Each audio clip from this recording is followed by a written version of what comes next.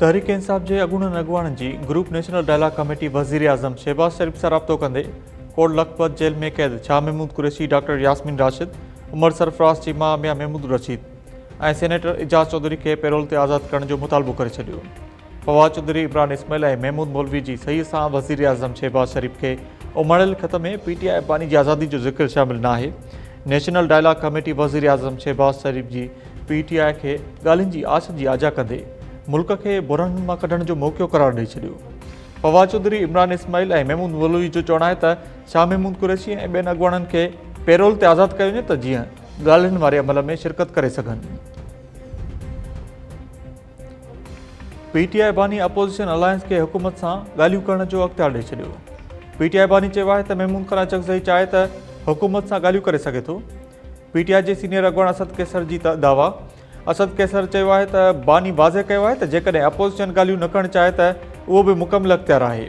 महमूद चकज़ई ऐं अलामा नासिर अब्बास ते एतमाद न करण जूं ॻाल्हियूं गैर ज़रूरी आहिनि। बानी वाज़े करे छॾियो त कंहिं वटि ॻाल्हियुनि जो अख़्तियार आहे। पार्टी जो अटल फ़ैसिलो आहे। आइन की बहाली, मुल्की सलामती, हक़ हुकुमरानी के असूलन ते ॻाल्हियूं थींदियूं। गुज़िरियल रात अपोजिशन अलायंस के अॻुवाणनि 5 कलाकनि ताईं मुशावरत कई। अॼु वज़ीर आज़म की ॻाल्हियुनि वारे मामले ते हतमी जवाब ॾिनो वेंदो। ज़रन मूजिब मुशावरती अमल में महमूद चकज़ई, अलामा नासिर अब्बास, सलमान अकरम राजा और असद कैसर शिरकत कई। वज़ीर आज़म पीटीआई के ॻाल्हियुनि की दावत ॾेई रहियो आहे। अलाह करे हकारी नतीजो ॾींदड़ ॻाल्हियूं थी सघनि। पीटीआई के लीडर के सियासी डीएनए में ॻाल्हियुनि की गुंजाइश ही ना है। दिफ़ा वारे वज़ीर ख्वाजा आसिफ जो ट्वीट ख्वाजा आसिफ चयो त पीटीआई बानी समूरी ज़िंदगी पंहिंजे ज़ाती मुफ़ादनि ते अवल ऐं आख़िर फोकस कयो आहे। उहो असूल परस्त न पर 200 सैकड़ो मुफ़ाद परस्त शख़्स आहे। ॻाल्हियूं कुझु ॾियो ऐं कुझु वठो जे बुनियाद ते कयूं वेंदियूं आहिनि।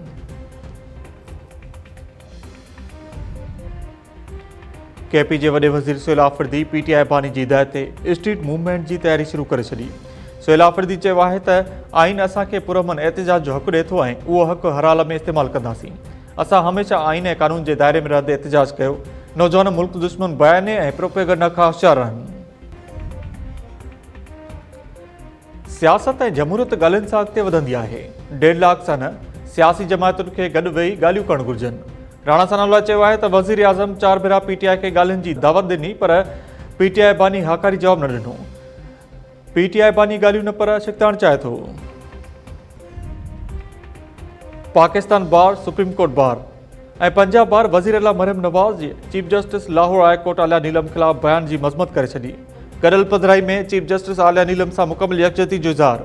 पाकिस्तान बार काउंसिल के मेंबर एहसन बून चयो आहे त चीफ जस्टिस आलिया नीलम जो प्रॉपर्टी ओनरशिप ऑर्डिनेंस ते अमल दरामद रोकण जो फ़ैसिलो बिल्कुल दुरुस्त आहे। पंजाब हुकूमत पंहिंजो क़िबिलो दुरुस्त करे।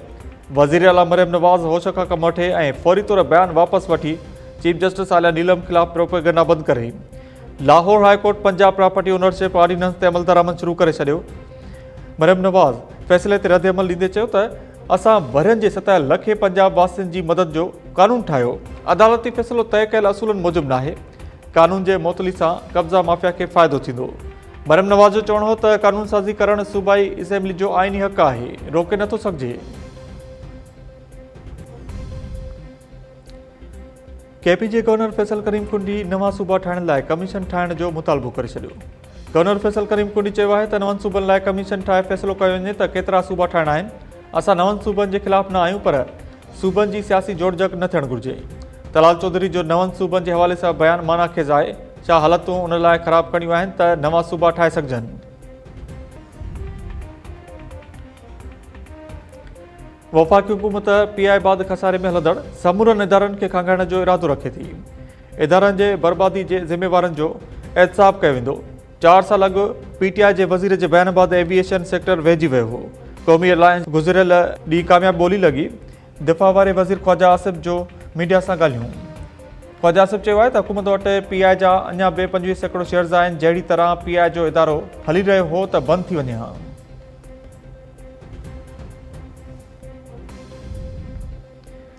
वज़ीर आज़म शहबाज शरीफ चयो आहे त भारत के अहिड़ो सबक़ सेखारियो आहे जो हमेशह यादि रखंदो। असां पाकिस्तान ऐं कश्मीर के न रुगो हिकु कंदासीं पर दुनिया के नक्शे में अज़ीम बणाईंदासीं। वलारियल कश्मीर ज़रूर आज़ाद थींदो। मोदी कश्मीरनि ते ज़ुल्म जा पहाड़ किराया आहिनि। अज़ाम मुज़फ़राबाद में दानिश यूनिवर्सिटी ठाहींदासीं तक़रीब खे ख़िताब कंदे वज़ीर आज़म चयो त ताना मिलंदा हुआ त लैपटॉप न पर रिश्वत आहे। जेकॾहिं लैपटॉप रिश्वत हुई त छा अॼु अवां डॉक्टर या इंजीनियर्स थियो हा? लिंक आहे रोड जाते इहो वारदात थी आहे इहो ख़राबु आहे। 30-40 जी स्पीड हूंदी आहे ऐं लाइट बि कोन्हे त ज़ाहिर आहे हिकिड़ो बहितरीनु मौक़ो मिलियो क्रिमिनल्स खे पंहिंजी कार्रवाई करण जो।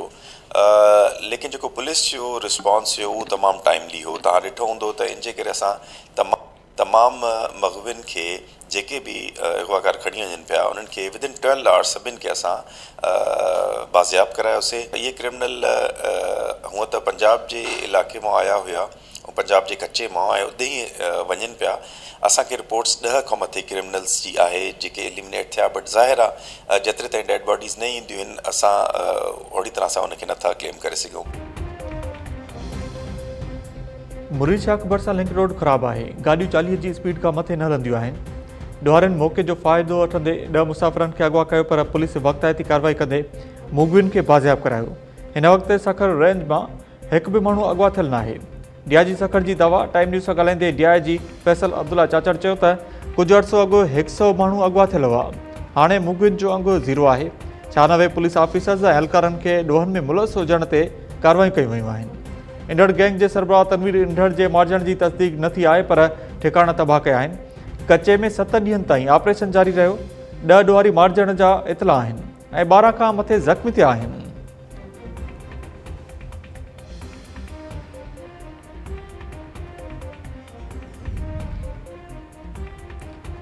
कराची बार जी इलेक्शन रोलर जो शिकार हसीब जमाली, आमिर नवाज़ वड़ाइच ऐं रहमान कुराई समेत ॿियनि वकीलनि जी chief justice Sindh high court Zafar Ahmed Rajput सां मुलाक़ात।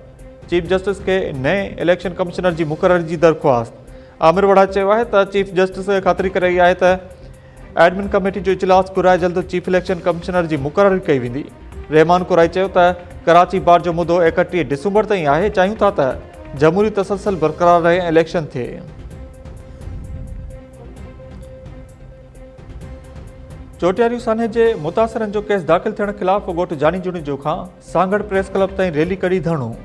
पीपीएम अलाउद्दीन जुनिजो ऐं पुलिस ख़िलाफ़ नारेबाज़ी। फिदा हुसैन जुनिजो ऐं ॿियनि ॻोठाणनि चयो त असांजा 3 नौजवान क़तल कया विया। केस तां हथु खणाइण लाइ असां मथां 7 खां वधीक केस दाख़िल कया विया आहिनि। केस तां हथु न खणंदासीं ऐं जदोजहद जारी रखंदासीं। ॻोठाणनि जो 27 डिसंबर ते गढ़ी ख़ुदाबख़्श भुट्टो में धरणो हणण जो ऐलान।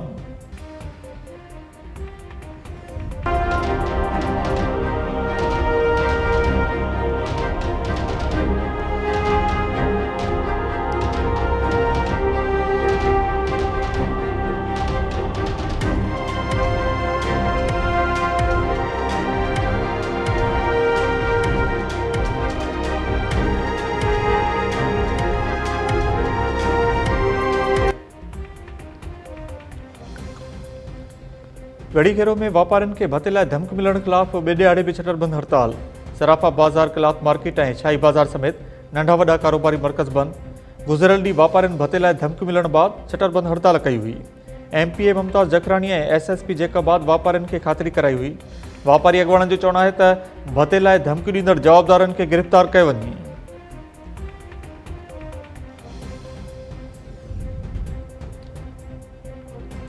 कंदकोट में बेदर्दी सां क़तल थियल पीउ ऐं पुट जा लाश न मिली सघिया।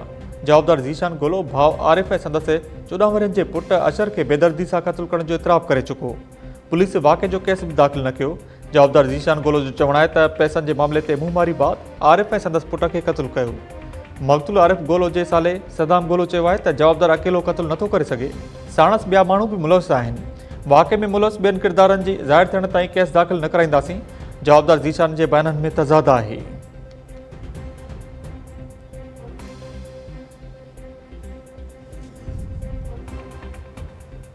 हालाजी रेलवे स्टेशन कॉलोनी में खदड़े फ़कीर जो लाश ते सुञाणप टंडो आदम वासी आमिर उर्फ शीशा फ़कीर तौर थी लाश अस्पताल मुंतकिल।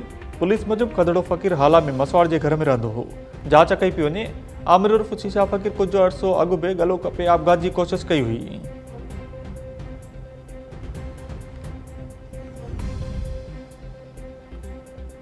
ऐं सोन की क़ीमत तारीख़ की बुलंद तरीन सतह ते पहुची वई। सोन के फी तोले क़ीमत में 2000 रुपये की बात। सोन जो फी तोलो 4,72,862 रुपयनि जो थी वियो। सोन जे 10 ग्राम क़ीमत में 1714 रुपयनि जी वाधि। 10 ग्राम सोन जी क़ीमत 4,05,402 रुपया थी वई।